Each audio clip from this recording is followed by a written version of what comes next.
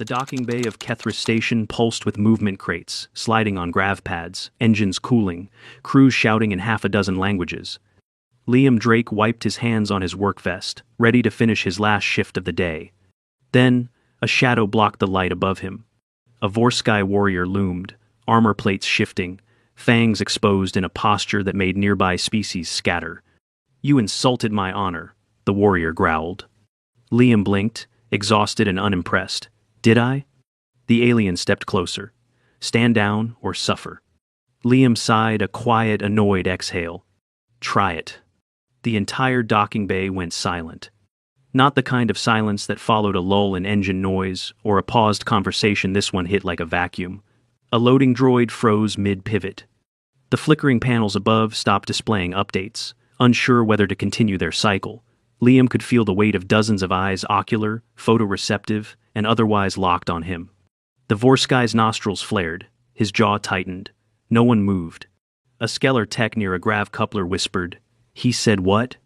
The warrior's claws flexed, scraping faint lines into the metallic floor. Vorsky were biologically and culturally engineered to dominate through posture, threat, and, if necessary, swift violence. Their honor code was absolute, but it had no paragraph on what to do when the target didn't flinch. Liam didn't look brave. He looked tired. Worn boots, scuffed tools, grease on his sleeves. He wasn't posturing. He wasn't even angry, and that was the problem. A small, floating orb zipped in station surveillance, one of the Kethris enforcement monitors. It emitted a soft tone and recorded the scene in passive mode. Moments later, security personnel jogged in two Zovanti and a single human lieutenant, Mira Chen, trying to read the situation before it exploded. "Stand down," Chen barked. "Everyone stand down." No one moved, because technically, no one had moved to begin with. The Vorsky turned his head slightly, acknowledging authority without yielding. He insulted the sacred mark. Liam followed the gesture. A delivery crate had nudged a column decorated with crimson carvings, apparently ceremonial. He winced. "Wasn't on the map," he said. "I didn't even see it." "That doesn't matter," the warrior snapped. "Then I can't help you," Liam replied, tone flat. Another silence. This one had edges. A small cluster of traders, Thalinari, soft-limbed and periwinkle, began betting silently through their shared neural network. The odds fluctuated wildly. Lieutenant Chen stepped forward, hand half lifted toward Liam, like she wasn't sure whether to drag him away or salute him. "Drake, are you intentionally provoking a Class 4 warrior?" "No, I'm intentionally not being threatened." The Vorsky's eyes narrowed. "You do not fear me?" "Should I?" The warrior's snarl trembled. Something unspoken passed between him and the surrounding onlookers. The tension didn't lessen, it mutated. Uncertainty spread like heat across a pressure seal. Several species looked from Liam to the Vorsky, and then at each other. This wasn't going the way it was supposed to. Security fanned out in a wide arc. Chen whispered something into her comm, and protocols were activated. Containment shields shimmered faintly around the bay's perimeter. Nothing intrusive, just insurance. A Vortan clerk, barely a meter tall, adjusted his translator node. "Human defiance exhibits traits consistent with apex predator logic," he noted. A trader behind him muttered, "or suicidal tendencies." Lieutenant Chen cleared her throat. "Look, this was a misunderstanding. Let's just file a damage report and—" "Honor was insulted," the Vorsky interrupted. "There must be satisfaction." Liam squinted. "Define satisfaction." The warrior didn't answer. He simply loomed again. It was at this moment, paradoxically, that the threat level began to fall. Because he still hadn't attacked. And the longer he stood there, teeth bared but unmoving, the clearer it became. Something was stopping him. The Vorsky species were not cowards. Their hesitation wasn't fear in the conventional sense, it was cognitive dissonance. Liam was supposed to break. To cower, to offer apology, to yield. Instead, he looked ready to clock out. Liam finally spoke. "You really want to beat up a guy for scratching your column? It is not just a column. Okay, but you're not just a guy, you're a full-on armored warrior. So what's your plan here? Teach me a lesson in humility by hospitalizing someone who's beneath your level." The Vorsky's expression flickered. It was subtle, almost imperceptible, but those nearby saw it. Doubt. Lieutenant Chen stepped in like someone diving between two moving airlocks. "Okay, we're going to take a breath, everyone. Warrior. She glanced at his shoulder insignia. Torvak cool, was it? I'm sure you don't want to violate interspecies trade code sections on escalation. I would be within my rights. But would you be within your honor? Liam asked, half to himself. Now, the silence returned. Not fear this time, just pause. The warrior's hands lowered, his claws retracted slowly. Torvakul's voice dropped, and when he finally spoke, it was measured. Your people are strange. Not the first time I've heard that. I will not fight you. Good. But I will not forget you. Most people don't. Torvakul stepped back, turned, and walked away. The containment field flickered off. The watchers began to murmur, and then resumed motion like a hive slowly reanimating. Droids spun up, panels resumed updates, but the atmosphere never returned to normal, not quite. Liam reached down and picked up the crate he'd been moving, as if none of it had happened. Can I finish my shift now? Lieutenant Chen gave him a long, slow look. You're going to be a problem, Drake. I've been hearing that since high school. Behind them, 2 alien observers took rapid notes. One was a Zentari sociologist, the other, a ranking officer from the Peacekeeping Accord, watching through a live feed. 3 hours later, a report was drafted in the command tower. Incident type: cultural misunderstanding, escalated threat. Species involved: human, Drakey, Liam, Vorsky, Torvak, Kul. Outcome: threat retracted by Vorsky. No physical conflict. Notes: human failed to exhibit standard prey species fear response. Warrior retracted challenge voluntarily, unprecedented on record. Recommend immediate review of human behavioral protocols. Action items: update security training simulations to include human threat response model. Add advisory to Vorsky diplomatic guide. Humans may not respond predictably to intimidation. In his bunk later that night, Liam was already half asleep when a message pinged on his datapad. From Station Director Lirel. Mr. Drake, please report to Administrative Hall, A4 at 0900 hours. The station governor would like to debrief you personally. Liam groaned. Great, more paperwork. Liam sat on the edge of a too-clean chair in Administrative Hall, A4, trying to stay awake. It was early, and someone had decided the best way to design a government office was to make it look like a sterile hospital. Smooth walls, silent air recyclers, and lights with a passive-aggressive flicker. He rubbed his eyes and glanced at the lone potted plant in the corner plastic. A transparent panel blinked to life on the wall. Drakey, Liam. Cargo operations. Temporary civilian labor classification. The voice came from above, clipped, formal, and mildly disapproving. That's me, Liam said, raising a hand like a student in trouble. The door hissed open. Station Director Lyril stood behind it, flanked by 2 diplomatic aides. Lyril was a Thalvani, tall, segmented, and bioluminescent, but dressed in a muted gray robe tailored to avoid drawing attention. His posture hinted at both curiosity and irritation. You may enter, Lyril said. This will not take long. Liam stood, stepped inside, and realized just how much longer his day was about to get. The room beyond wasn't just for debriefs. A full delegation sat at a semicircular table, Kethra Station's diplomatic council. A dozen species, 2 humans, and a recorder drone blinking overhead. This wasn't a disciplinary meeting, it was something worse. An inquiry. Director Liril gestured for him to stand at the center pad. Mr. Drake, the director began, do you understand why you've been summoned? I told an alien to try hitting me, Liam replied. Apparently that's newsworthy. Muffled conversations broke out instantly. One of the aides made a distressed sound. A Gorathi ambassador, all fur and jawlines, leaned forward. Is this a display of bravado or sarcasm? Yes, Liam said. Several delegates blinked. Chen was there too, arms crossed, trying not to look like she was holding back a migraine. Lyril held up a finger. Your actions yesterday disrupted work across 5 sectors, triggered 3 diplomatic queries, and have already resulted in formal protest by the Vorsky Clanship Alliance. I didn't throw a punch, Liam said. No, Lyril admitted, and that is what has made this so complicated. He waved one hand, and a holographic playback floated in the air. The docking bay, frozen at the moment Liam uttered those now infamous words. Several council members leaned forward to study his expression. Security footage confirms you never raised your voice, said a Teleri observer. No aggression, no defensive posture. You simply defied him. Liam shrugged. He tried to scare me. I didn't scare. The room went quiet again.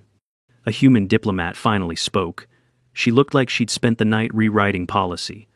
Do you understand the consequences of a Vorsky retracting a challenge? In their culture, this is a public loss of face. Entire clans may shift alliances over such an event. I didn't know that, Liam admitted. Still wouldn't have backed down, though. Why not? Asked a Skarnan representative, eyes glimmering. Fear is survival. Sometimes, Liam said. But fear also gets you pushed around. You don't set boundaries by flinching. Another murmur. Lyral raised both hands, glowing fingertips dimming. This incident may shape how humans are perceived throughout the region. The Vorsky ambassador has requested a formal explanation, a written apology, or, at the very least, a cultural clarification. Liam frowned. You want me to apologize for not being scared? No, said Chen.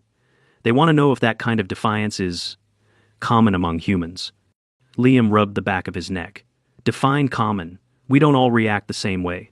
Some folks freeze, others panic. But some of us, we get stubborn. The Gorathi ambassador chuckled, low and rumbling. Stubborn, that is a dangerous survival trait. A few delegates looked uneasy, others intrigued. The Zentari sociologist leaned forward. May I ask, were you raised in a military family? Nope, my dad fixed orbital tractors. Mom ran a garage. Were you trained in psychological warfare? I was trained in forklift operation. More murmurs. A few quiet laughs. Liam glanced around. Look, I wasn't trying to make a scene. I was tired. He threatened me. I called his bluff. That's it. The holographic display blinked again, this time showing Torvak cool walking away. The Vorsky had indeed retracted the challenge. Official, recorded, signed. Lyral exhaled. Very well, no formal punishment will be issued. But Kethris Station is now under pressure to provide additional documentation about human behavior. Good luck with that, Liam said. We barely understand ourselves. A ripple of amusement passed through the council. The director signaled an aide. You are dismissed, Mr. Drake. Liam turned to go. Oh, and one more thing, Lyral added. You have been requested to attend a cultural orientation summit. A Vorsky delegation will be present. Liam paused. You want me to walk into a room full of warriors I accidentally humiliated? Chen gave him a sideways smile. Think of it as continuing education. 3 days later, Liam stood outside the Kethris Orientation Hall in a freshly pressed work vest that still smelled faintly of cleaning solvent. He tugged at the collar. Should have taken a sick day, he muttered. Inside, the summit buzzed with soft music and diplomatic chatter. Dozens of species mingled over refreshments tailored to every dietary quirk imaginable. Panels projected shared history, timelines, cultural touchstones, and safety protocols. And at the far end of the room, 6 Vorsky warriors stood in a row. Torvak Kul was among them. As Liam entered, conversations faltered. Heads turned. Torvak Kul locked eyes with him and slowly stepped forward. The crowd parted like metal filings around a magnet. You returned, the Vorsky said. I was invited. You could have declined. I could have, Liam agreed. The warrior studied him in silence, then did something no one expected. He offered his hand. Liam hesitated. Is this one of those hands you crush to prove dominance, or a normal handshake? It is what your people call a handshake. Liam took it, firm, steady, not a test. Torvak Kul released his grip. Your words have spread. Among my people, there is debate. Some say you are foolish, others, cunning. Which do you believe? I believe you are dangerous in a way we do not yet understand. Liam smiled faintly. I get that a lot. Torvak Kul turned and walked back to his group. Liam exhaled. He was still standing. A Zentari envoy drifted close. I believe this marks a shift in interspecies relations. Because I didn't flinch? Because you were willing to be seen, not flinching. Liam nodded slowly. Same difference, I guess. Behind him, another diplomat whispered, We need to update the handbook again. Liam wasn't sure how his job title had become irrelevant overnight. He still had a cargo assignment, technically, but the station's admin system now flagged his profile with a bright yellow tag. Cultural Reference Asset, Human. That meant most days were spent in observational debriefs or cultural workshops, meetings full of aliens trying to figure out what made humans tick and how likely they were to tick off everyone else. The odd part? Liam hadn't done anything since the docking bay incident. No grand speeches, no confrontations. Just walking through the station now made species give him a wide berth. Not out of fear, exactly more like strategic uncertainty. He was officially a symbol. Liam hated being a symbol. Lieutenant Chen found him one morning sitting near a window alcove in the arboretum level, sipping instant coffee that tasted like hot moss. "You look like you've aged 10 years, she said. "I had to explain sarcasm to a group of Jernathi bureaucrats for 4 hours yesterday." "Oof." She sat beside him. "Well, don't get too comfortable. You've been summoned again. Peacekeeping Accord wants a follow-up." He groaned. "What now?" "They've got reports that some Vorsky enclaves are calling for honor trials against more humans. They think you started a trend." Liam stared. "I just didn't blink." "Exactly. Now they think none of us will." The Peacekeeping Accord operated out of a diplomatic wing so sterile it made the rest of Kethris feel like a scrapyard. Everything gleamed. Every corridor was symmetrical, the kind of place where nobody ever ran. Liam was led into a long oval room lined with curved seats and multi-species reps. A translator node pulsed overhead, syncing vocal patterns instantly. "Mr. Drakey," began a calm voice, a Saraxi administrator, skin like moving quartz. "We appreciate your cooperation. The matter we face is delicate." "Let me guess," Liam said. "The Vorsky are mad again." "Not precisely. They are confused." Torvak Kul was present too, sitting near the front. He watched silently. The Saraxi continued. "Word of your encounter has spread beyond local clans. Several Outer Ring warrior factions believe humans may represent a new form of psychological warfare. They now refer to it as the misunderstanding weapon." Liam blinked. "What?" "They believe your behavior was calculated to destabilize social hierarchy through unexpected apathy." Liam looked at Chen. "You hear this?" She was biting the inside of her cheek. Every word. Torvak Kul finally spoke. "When you told me to strike, you invited shame upon me without aggression. It reversed the challenge structure. There was no response my instincts had prepared me for." "It wasn't a tactic," Liam said. "I was just tired." "This is more dangerous," said the Saraxi. "It means your unpredictability is inherent, not learned." Another delegate, this one Thalanari, leaned forward. "We must assess whether human presence is likely to provoke unstable challenge environments. It may compromise trade and military interactions." Liam raised an eyebrow. "So, we're too calm and confusing to be safe?" Torvak Kul said nothing, but his gaze was steady. A silence stretched across the chamber. Finally, a new voice spoke older, gravelly. An elder Vorsky, scars across his snout, seated at the back. "This human's defiance did not dishonor our people. It revealed a weakness in us. We assumed all sentience could be classified by response tier. Fight, flee, submit. We did not plan for shrug." Heads turned. Chen whispered, "I like him." The elder continued. "We have grown brittle. Our honor is intact, but fragile. Perhaps the human did not insult us. Perhaps he showed us the limits of our thinking." Liam tried to look humble, but his face settled into its default expression, mild disbelief. "May I suggest," the elder Vorsky added, "that we do not demand apology or retreat, but instead seek exchange. Understand the nature of this defiance." A murmur of agreement. The tone in the chamber softened. The Saraxi concluded, "In that spirit we propose a human Vorsky cohabitation trial.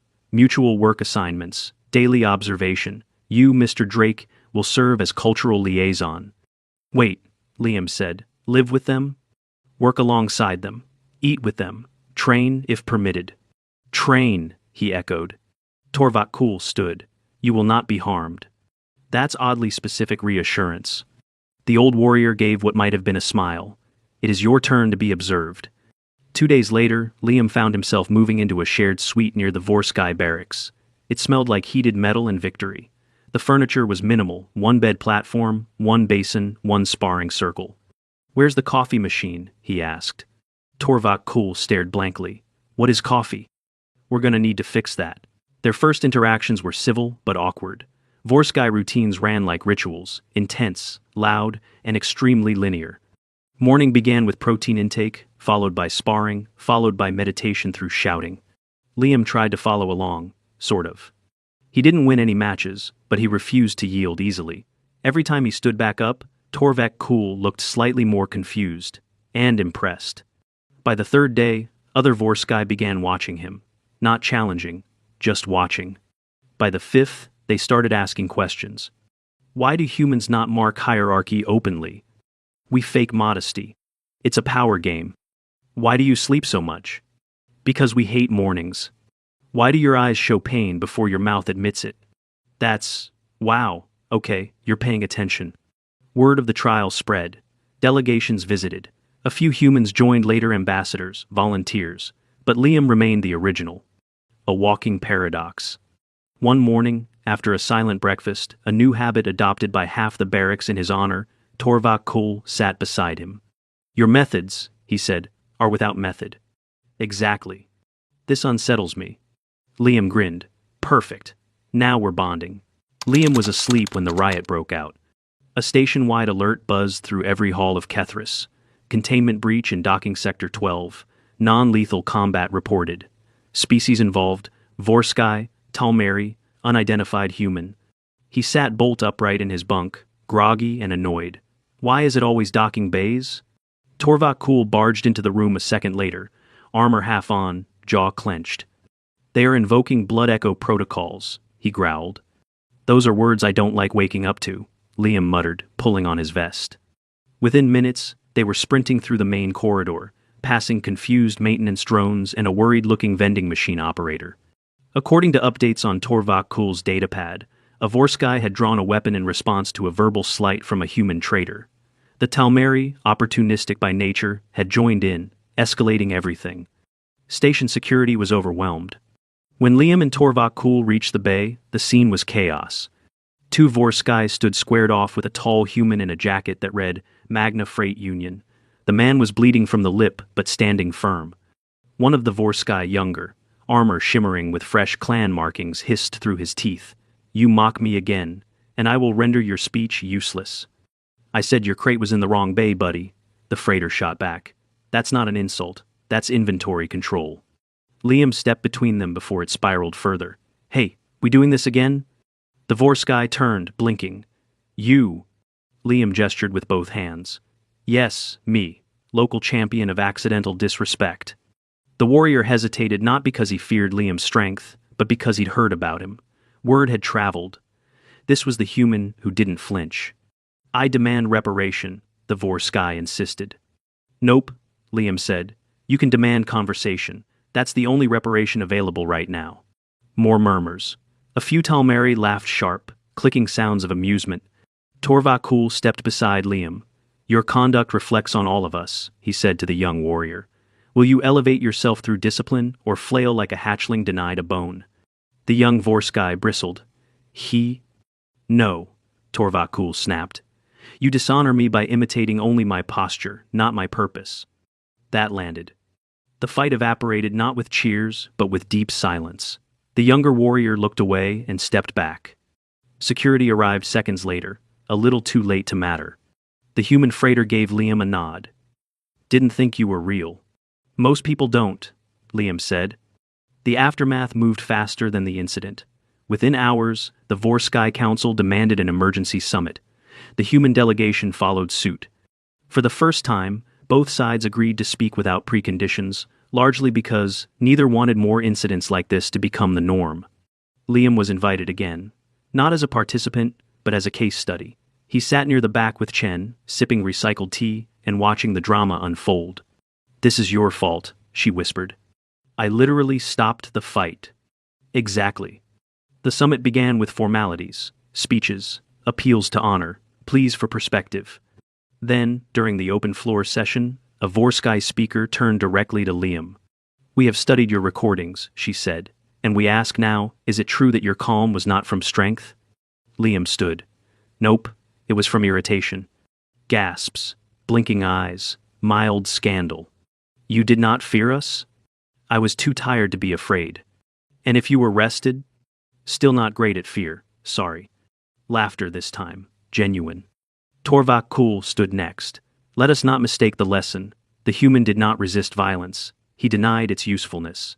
That hung in the air. Liam nodded. I didn't want to fight, but I didn't move either. There's a difference between aggression and immovability. Humans aren't apex predators. We're persistence hunters. We outlast things, especially bad ideas. More murmurs. A few delegates typed furiously. Chen leaned over. You're weirdly good at this. It's because I don't want to be here. In the days that followed, protocols shifted. The Peacekeeping Accord issued a revised section in their Interspecies Engagement Manual. Section 12.9, Human Interaction Guidelines. Do not assume passive posture indicates fear. Do not escalate without evaluating nonverbal cues. If a human responds with nonchalance, disengage and reassess. Recommended phrase. Would you prefer to talk this through over a beverage? On Kethris Station, more humans were hired, not because of strength, but because of adaptability. Mixed species teams ran smoother, tensions dropped, fewer security incidents were logged. And Liam? He finally got reassigned. Back to cargo. He was halfway through a crate list when Torvak Kul showed up again. You still choose this work? The warrior asked. I like knowing where things go. You could have become a diplomat. Liam snorted. That sounds like a lot of meetings. Torvak Kul nodded. You are wise to avoid them. They stood in silence for a moment. Then the Vorsky held out a small box. Liam opened it, a polished stone with Vorsky script. What's it say? Torvak Kul smiled. The line that doesn't move does not need to strike. Liam turned it over in his hands. I'll keep it on my toolbox. You are no longer unknown, the warrior said. That is the beginning of something unpredictable. Liam looked at the docking bay, calm and busy. I can live with that.